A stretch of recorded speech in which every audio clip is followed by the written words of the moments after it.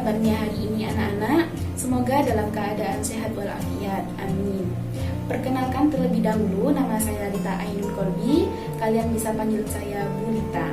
Di sini saya dari Universitas Islam Malang atau UNISMA. Yang insya Allah dalam 1 bulan ke depan di sini saya akan menggantikan Bu Siti Munawaroh untuk menemani pembelajaran pendidikan agama Islam dan budi pekerti. Selanjutnya, mari kita simak bersama-sama materi berikut ini. Bismillahirrahmanirrahim.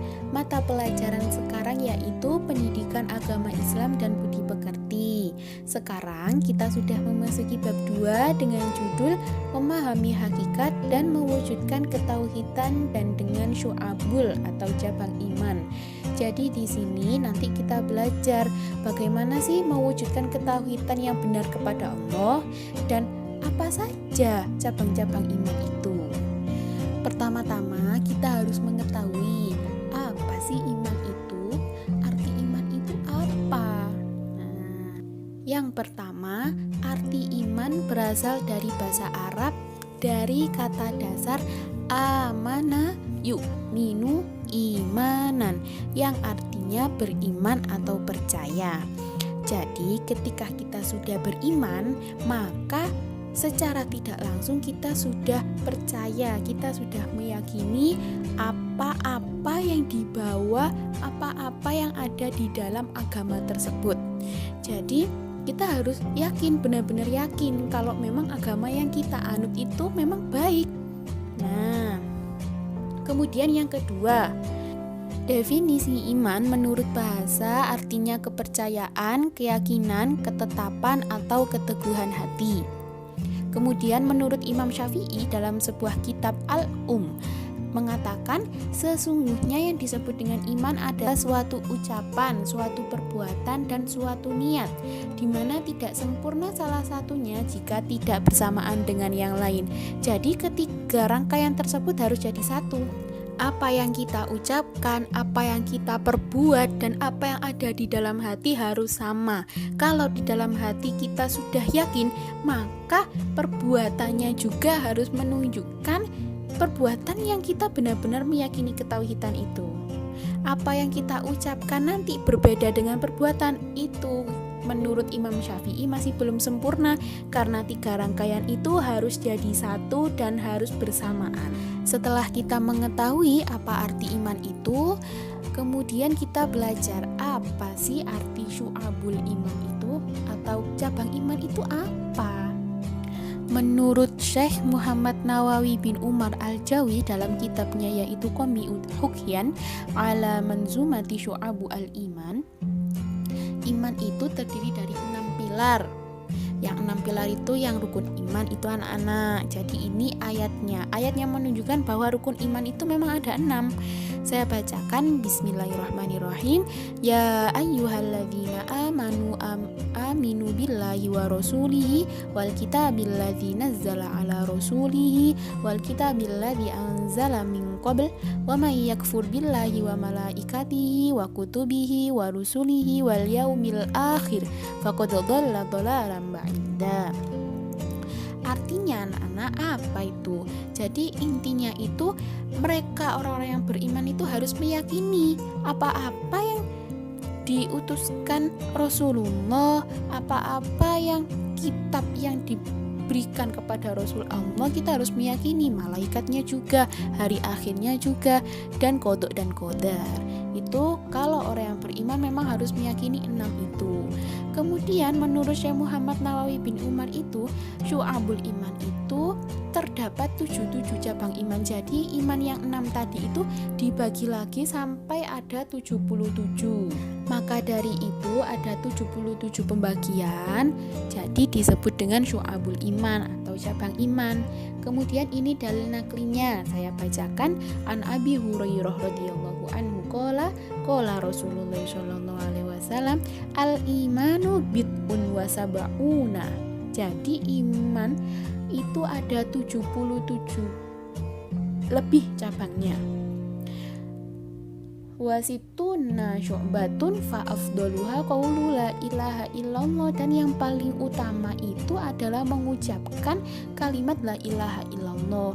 Wa adnaha imatatul adza anit thoriq, dan yang paling kurang adalah menyingkirkan apa-apa yang menghalangi orang di jalan. Wal haya'u syu'batun minal iman, rawahu Muslim, dan malu itu adalah salah satu dari cabang iman, hadis riwayat Muslim. Kemudian anak-anak, macam-macam syu'abul iman. Berdasarkan pada hadis Ibnu Majah dan Tobroni radhiyallahu an, syu'abul iman itu terbagi menjadi 3 bagian. Ada yang pertama ma'rifatun bil qalbi, yang artinya meyakini dengan hati. Yang kedua iqrarun bil lisan, diucapkan dengan lisan. Dan yang terakhir amalun bin arkan, mengamalkan dengan perbuatan anggota badan. Pembagian pertama yaitu macam-macam ma'rifatun bil qalbi. Dilihat anak-anak banyak sekali. Kalau yang ma'rifatun bil qalbi itu ada 30 bagian. Jadi di sana itu yang intinya hal-hal yang berkaitan dengan hati, dengan perasaan. Ada tidak cepat marah, kemudian mempunyai rasa malu, pokoknya yang berkaitan dengan hati. Ketika kita marah, jangan dulu, kita harus sabar dulu, karena itu juga termasuk cabangnya iman. Kemudian selalu bersyukur kepada Allah, itu juga karena menggunakan hati. Kalau memang hati kita tidak benar-benar kita pasrahkan kepada Allah, kita tidak semuanya apa yang diberikan oleh Allah kita syukuri, itu karena kita memang punya hati yang baik gitu. Setidaknya kita harus berusaha menjadi lebih baik. Ada banyak pembagian ma'rifatun bil qalbi, yang lainnya bisa kalian baca sendiri. Dan yang kedua ada macam-macam iqrarun bil lisan. Jadi di sini adalah beriman dengan mengucapkan dengan hati. Jadi kita beriman dengan perkataan. Jadi pembagiannya ada 7. Yang pertama di sini adalah membaca kalimat thayyibah, kalimat-kalimat yang baik. Kalimat-kalimat yang baik itu kalau kalimat thayyibah memang subhanallah walhamdulillah, tapi dari sisi itu kita juga harus mengucapkan yang baik-baik, dikurangi lagi ngomong-ngomong yang kasarnya. Supaya apa? Supaya yang kita pelajari di dalam sekolah ini bisa bermanfaat, tidak hanya bagi kita sendiri tapi untuk orang lain. Kalau orang lain yang mendengar, anak ini kok selalu berkata baik, apakah itu tidak membuat semangat orang itu untuk menjadi lebih baik, untuk memotivasi orang lain juga. Kemudian ada membaca kitab suci, ada berdoa, mengajarkan ilmu kepada yang lain, terus zikir kepada Allah. Pokoknya sesuatu perbuatan yang baik dengan lisan. Kalau yang iqrarun bil lisan ini pembagiannya ada 7. Yang tadi bil qalbi ada 30, yang bil lisan ada 7. Syu'abul iman yang ketiga yaitu amalun bin arkan, yaitu mengamalkan dengan kita perbuat, dengan kita bekerja, dengan kita menggunakan anggota badan untuk beriman kepada Allah. Banyak contohnya. Bulita kasih 1 contoh saja, yaitu menutup aurat ketika sedang sholat maupun ketika tidak sholat. Ketika kita menutup aurat bagi yang perempuan, mbak-mbaknya yang cantik, itu sudah menjadikan salah satu kita mengamalkan amalun bin arkan. Jadi kita sudah beriman, kita sudah berusaha menjadi lebih baik untuk menutup aurat ketika sholat maupun tidak. Ada lagi contohnya menjalin silaturahmi, karena menjalin silaturahmi itu kan dapat memanjangkan umur kita, dapat memperluas rezeki kita, karena tali persaudaraan tidak baik kalau kita putus secara langsung, kita umumkan bersama-sama. Kemudian menepati janji. Kalau kita sudah janji, kita harus berusaha semaksimal mungkin untuk menepatinya, karena itu juga termasuk salah satu contoh amalun bin arkan. Kemudian masih ada banyak lagi contoh-contohnya amalun bin arkan. Pokoknya sesuatu yang baik itu yang tentang perbuatan. Jadi yang mana perbuatan itu lebih mendekatkan kita kepada Allah. Kalau amalun bin arkan ini totalnya ada 40 anak-anak.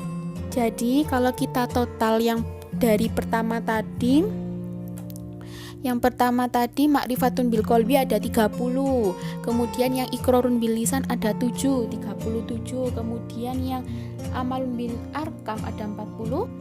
Jadi totalnya ada 77. Kita sudah belajar macam-macamnya syu'abul iman, tinggal kita mempraktikannya dalam kehidupan sehari-hari. Nah, bagaimana anak-anak atas paparan materi tadi? Jika ada yang masih belum paham, kita diskusikan bersama-sama di grup WhatsApp. Sekian dari saya, kurang lebihnya saya mohon maaf. Wassalamualaikum warahmatullahi wabarakatuh.